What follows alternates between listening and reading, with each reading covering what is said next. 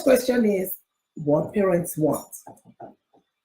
Because I want this to unfold kind of gradually. So you know what to stop, what you're resetting, and where you're going with that. Remember, we're talking about parenting. But parenting involves at least two people, you, the parent, and the child you're parenting.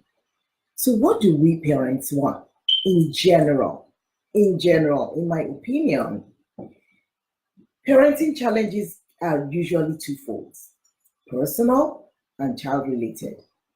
I mean, this is not to say there are not other things like maybe marital, maybe this, but if we chop it up, it's usually twofold, either personal or child-related. Remember, we're looking at it from the point of view of parenting. Now, there are few big challenges that are kind of common to all, and we can see that they belong to one or the other. Oh, I want to say thank you to parents that are joining online. I see you, Dr. Akintunde. I see you, Shola. Thank you for joining. You're welcome. And please, let's hear you. Join and talk. Let's discuss together. That's what this is about. So as I was saying, a few of the biggest challenges: good and well-behaved and high-performing children. Every parent wants that. Oh, my son is the best in school. My child came home with this trophy and all of that. We all need that. And you know what? Sometimes it becomes a thing. The two things that I said earlier on, the challenges, personal and child-related, you can see that needing your child to be the best, to be good, to be well-behaved, that's child-related. Money, that cuts across the board. Money, that's personal. Okay, trust me, your 2-year-old is not really thinking about how much money you have or how much money you don't have. I remember when my daughter was like 12 years old, or between 10 and 12, and she goes, "Mom, can we go shopping?" And I go, I don't have that much money on me. First thing out of her mouth, let's go to the ATM. Like the ATM is waiting for me. Okay, money. Time is another thing. Now that could be both. Time for you, time to do your stuff, time to have fun. Kids spell love as time. Time. The amount of time you spend with them, that's how they know you love them. That's what they see as love. Now, childcare, especially for people that still have children that cannot be home alone, that can't do things themselves. Childcare is a big thing. Energy. I'm exhausted. Can I just have time to myself and this and that? It's real for some parents, trust me. That's very real. Now, work-life balance, especially for us parents that work as well as take care of their children. Those that are single parents, those that are mothers of multiple children, even fathers, single, work-life balance is a thing. How to balance it, especially if you live in a world where we don't do the communal thing. My grandmother lives with me or my mother lives with me and is taking it.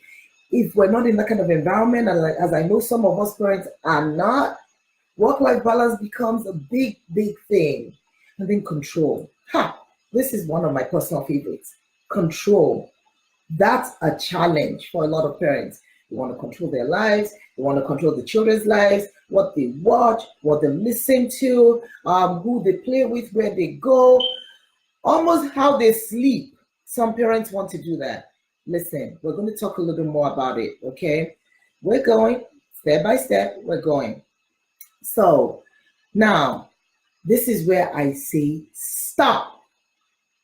What are you stopping? Oh yeah, I'm being serious right now. Stop. Stop doing the same things and expecting a different result. It's called madness. Wait, I'm not trying to call you mad. I'm just saying, if you're doing the same thing, really, that's what they call it. Same things and expecting a different result. That's what they call it. Now, that's one thing. You got to stop that. You got to figure out certain things. Just push the pause button, and then we'll discuss how to navigate out of that. Stop trying to change what cannot be changed. There are things that just can't be changed.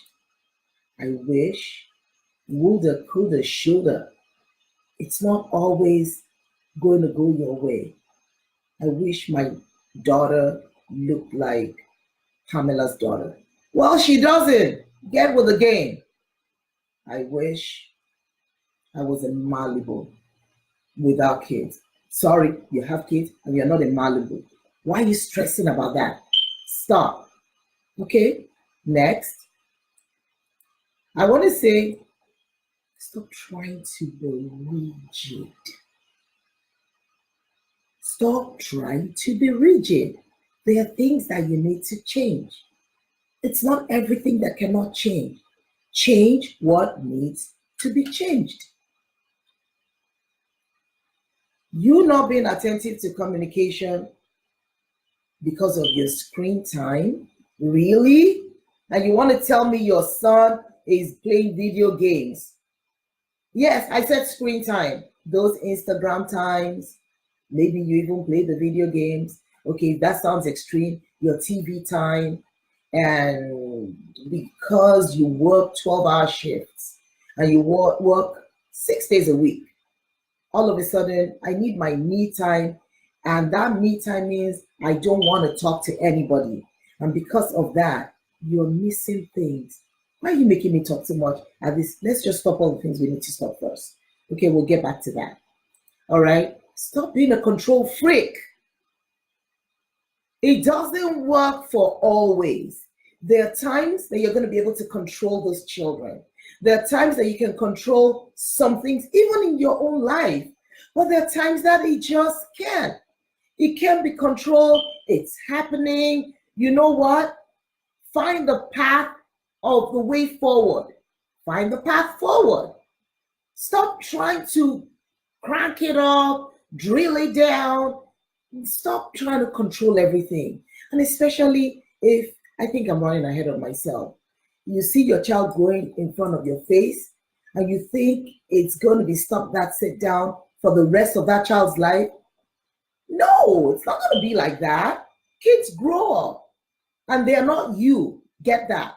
They are not you. Stop trying to deal with them like, this is what my parents did when my mom said, sit down. I dare not ask why. That's your mom, not the child. Okay? All right. Let's press the reset button. How do you reset? I can't cover everything. You know your life. In fact, this is where I'd say, maybe I don't even know. I'm just here to give some views. Let's just go based on what I just discussed. Let's start from the beginning. You know, the beauty of this time, the time that we're having this discussion, this is February of the new year. The year is just starting. You're looking forward to, and you're already hyperventilating about, this is what happened last year. This is how it happened last year. And I really didn't like it. And this was the outcome, and that, and that, and that, and this. You need to know that you have to move, you have to shift certain things. So let's start with a clear vision. Do you have a vision for the year? Do you have a vision for your life? Do you have a vision for work? Do you have a vision for your children? Do you have a vision? Have you written it down? Do you have a vision statement? Even if it's a one-liner. Believe me, you need to learn to write those. What you write helps you execute, because now you have something you're measuring against. I wish, I said it earlier on, stop wishing certain things that, you know, the coulda, shoulda. It doesn't help. Stop wishing. You can take action. You should take action.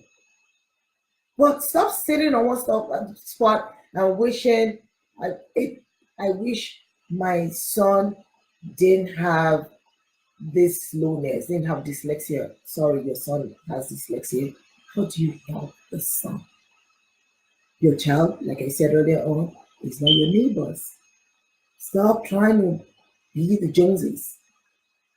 You need to be, the next thing to reset. I said enough about the wishing. You need to be more accountable. both to yourself and to your child. There are certain habits that you have, lastminute.com, then you stress out, now you're hyperventilating, taking it out on the child, and you want things to change with the way you relate to your children, with the way they relate to you, with the way they see you. Nothing is going to change if you're not willing to be accountable about things that you might have been doing wrong, things you do not necessarily. It's okay not to know everything. That's one of the biggest things I talk about. Nobody got the manual of childcare, becoming a parent. We just find ourselves in it. We love the children. We will give our very lives for them, for most parents, but it doesn't mean you don't have questions. It doesn't mean you don't make mistakes. But can you be accountable? We need to learn to talk to those children with accountability. Listen, what you're doing speaks so loud, they can't hear what you're saying. That's the rule of the game. If you're not accountable, if you don't own up to your mistakes, if you don't own up when you drop the ball to the child, I don't care if it's your 5-year-old asking mommy why or daddy why.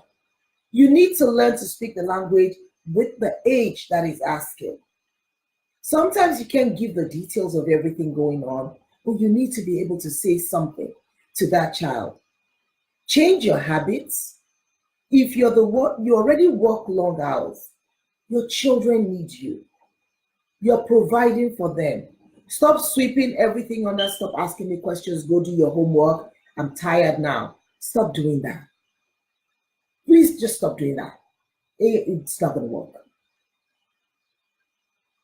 You know you work long hours, and then you finish from work. You want to do happy hour with your friends. I'm not saying you can't do happy hour every now and then, but have you worked it out with that child? Oh, you don't think they need that? Yes, they do. I don't care if your child is a 5-year-old. If your son or your daughter knows that, oh, it's Tuesday and mommy comes home a little later. Maybe it's the homework you need to work out with them. I used to do something. Man, my life was a movie back then. So my daughter comes home. I worked evening shifts. I wasn't there when she went to bed. And I knew that at that age, she was in elementary school and middle school. Actually, yeah, and middle school. And I knew at that age, parents really are the ones doing the homework for the most part. I mean, they're helping their children, but this is your child now in competition with parents. If you're not helping that child with the homework, that's your child being in competition with other parents. So what did I do there? I was a single parent. I didn't have anybody to default to. So the plan I had with her then was, do your homework. Lay everything on my pillow. Do you know what that meant? I was not going to sleep on that bed without checking the homework. So any day I wasn't home in the evening to sit at the table with the homework, I had to explain myself. Trust me, you think they understand. They don't understand the ramifications of I need to make money is why I'm not there. But if you dare sit with them, talk to them, you'll be surprised. You'll be amazed. They want to work with you. They want to understand, but you need to speak it in their language. So my daughter will lay the homework there. I get to check the homework. I never did her homework for her. That's just my personal policy. I don't know what your policy is. I don't ever do homework. I will pencil the corrections, which means erase and write it. That way, as you're writing, you're learning. That was my personal policy. So stop doing happy hour at the expense of those children or hanging out in the parking lot and talking your head off for the next hour, cutting into that child. This is not to say you don't have your own time, but poor time management is what I'm talking about here. Look, I'm still working on my time management too, so don't feel bad. Okay? But you have to call it as it is. Own up to it. Be accountable. When you're accountable to the child, when you're able to say, yes, I dropped the ball. Yes, I was wrong. I'm sorry. Can we do this? You're raising the child's self-esteem.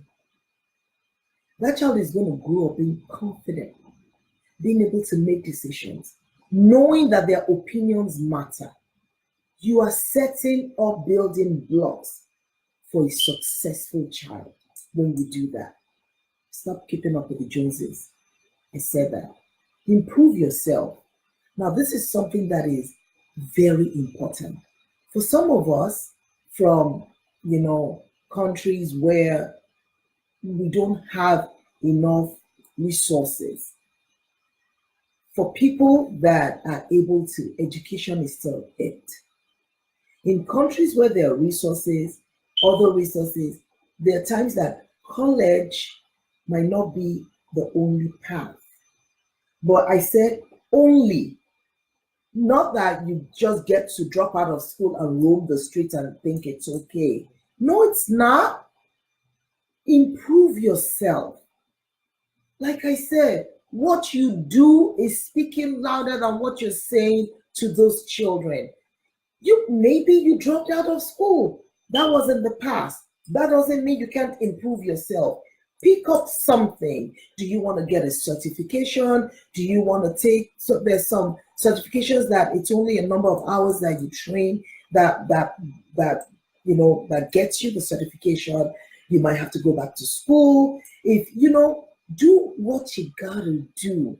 You are not taken away from them if you're improving yourself. Remember, you're talking to them as you're doing all these things. And then, what did I say at the beginning? Do you have a clear vision? Do you have a daily plan? What are your daily habits? Do you have a weekly planner? I mean, you don't have to go like to the ends of the world to do that. It might just be on your phone. Now that we have these smartphones, just type in to do or to-do list. It could be 2 things. It could be 4 things. But prioritize what's the one thing you need to do. One thing I've found out that I've learned from that, because trust me, as we discuss, I implement too. One thing I've learned is when I list those things out and I'm checking them off, I'm kind of tapping on my to-do list on my phone. It puts a little spring in my steps that, okay, the next one and the next one. And when you write them down, you can actually coordinate how you do it so that you're not running to the north and then back to the south. Oh, and then you remember you have to be in the northeast. If you write them down, it helps. So why don't you? These are just a few of the things you can reset in your life. Very, very few of them. I didn't want to do too much talking today because I wanted to introduce us to a few other things, talk a little more about our rebranding. But just let me run right through the reset. As you're pressing the reset button, have a clear vision of what you want for your child, for yourself, for your home, for your job. Just you don't have to go into Webster's dictionary to put those things down. People, I don't like New Year resolutions. Some people want to chump it up to that. I just don't, because I feel like it puts you in a place where you may not really succeed, and then you're demoralized on top of that. It's okay if you have plans. You drop the ball, you pick it up, and you keep going. Have a clear vision. Stop doing the I wish. Accept what you have and appreciate it. You need to be more accountable to yourself and to your children. Change your habits, improve yourself, work on daily habits. More things to consider with the reset. Control has limits. I said that was my favorite thing to talk about. Stop trying to control everything, especially your children. If you have a preschool, instruct the child and teach responsiveness. You are instructing, you're teaching responsiveness. That's not the time to just let the child, oh, he's crying always. Here, the toy drops, take. Let the child know that If you knock things off the table and they're not supposed to be knocked off, pick it up. Trust me. Even a 1-year-old can tell a trend. Teach responsiveness. If you have a school age, you might want to manage TV time. It doesn't mean you return the TV to Best Buy or the market or wherever you get your TV. You know what I believe? A lot of people have demonized TVs. Yes, there's a lot going on. The thing is, TV is not the only demon out there now. You have video games, you have PlayStation and all these things, you have your tablets, you have cell phones. TV is not the only thing you can demonize. You just need to manage the screen time. I don't believe I'm Nigerian, right? So if I say this proverb, you can laugh at it. I don't believe cutting off the head is the remedy for a headache. I love that adage. I don't believe cutting off the head is the remedy. Yanking the TV off your house is not the remedy. Maybe it's not even that you're trying to find a remedy. Maybe you're just a little worried about what's going on. Lots of things are going on. You can do parental control on your TV. You can have a rule in your house. When my daughter was still young, the rule is no TV before, I think, 6 or 7 during the week. First, it was no TV during the week till weekend. Then it became you can earn TV time during the week. Then it became you can hit your TV time once you're done with your homework and with everything that you're responsible for. This is what I know. Remember, they also have pairs. They have their groups. They also have status. They do. So you don't want your child going out there and developing a low self-esteem because they can't talk about things they saw on TV. They're Tom and Jerry. I don't know. I'm so old school talking about Tom and Jerry. And there's so many educational shows on TV. There are children that develop their art sense on TV. One of my nieces, she loves designing clothes, fashion, and things like that. She loves that. And she watches, I think, not the model thing, but something about making clothes and everything. If you see this little girl's portfolio, I kid you not. If you see this girl's portfolio, it will blow your mind. But that's a good show. Developing her art sense. In my opinion, that's a good one. Right? That's a good one. So it's not everything that you demonize about TV. Even the screen time. Yes, sometimes you go to the doctor's office or you go somewhere, you want to play PBS Kids for your children on the phone. That's fine. Just manage it. All right. So let's move on from there. Maximize the time you get to spend with them. That goes without saying. Try to maximize the time you spend with your kids. If you have if you have teens, acknowledge their preferences. They have a right to that. They're human beings too. Stop shoving things down their throats. They have preferences, acknowledge it. Something funny that we do in my sister's house. They all like bagel bread. They all like it, but they all like different flavors. So when you go to their house, you see blueberry bagel, cinnamon swirl, plain, multi, and you wonder, why do you have this many? Guess what? Everybody gets their preference, and that takes care of it. Now I know that not every parent can do that. Make it fun. Make it something that you work out between. So maybe we'll get to buy my preference this week, or you earn your preference. There's so many ways you can deal with children, and they don't feel like you are lording everything over them, and they don't feel like they are at a loss. You need to figure out your child. Every child is different. Okay, and that's to go with teens. Remember, you might want to sharpen your negotiation skills with teenagers who you're still the parent. Sharpen your negotiation skills, negotiate things with them, make them earn things, even things that you know you're going to buy anyways, things that you know you're going to give them, make them earn it. The other parent. For young adults, okay, that's another thing. EMC, thank you for joining. Thanks. And for all the parents that I don't see, I always say, please make your presence known. Shout out, do all the likes, the loves, the thumbs up. That makes me know you're there, but thank you. So as we continue with the reset button, if you have a young adult, that's another level. Why? You have to be conscious of building a healthy relationship. I said a young adult. When I hear people say they don't have a relationship with their parent, it breaks my heart.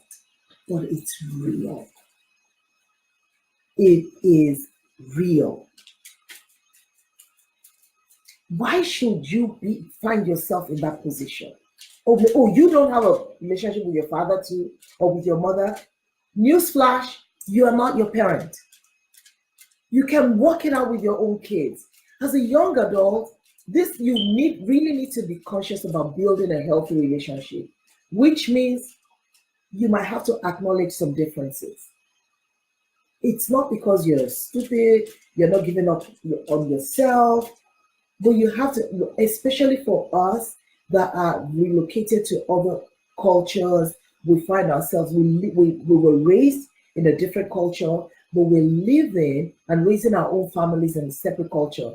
You want to know the truth? There are cultural differences in your home. Yes, you have a separate culture from your children's culture. Work it out. That's all I got to say. You got to work it out, but it's a real thing. Okay? So that's it about a few things that I have to say about resetting. It's just to give you pointers. You have to sit down, know what you used to do, what is still stressing you out, why you're nervous about how things are going to change, and begin to put on paper and in practice things that you might want to reset.